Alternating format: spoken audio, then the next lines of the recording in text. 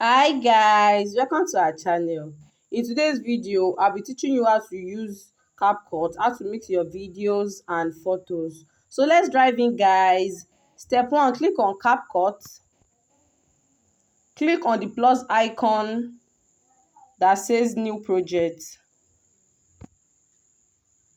Click on videos you want to add or mix up.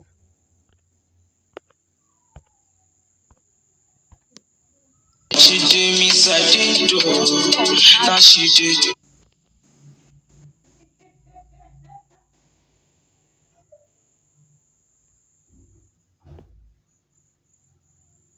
You can decide to add effects, overlay, video effects, and click on this mark icon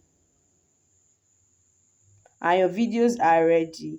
If you find this video helpful, click and subscribe to our channel. Until then, bye.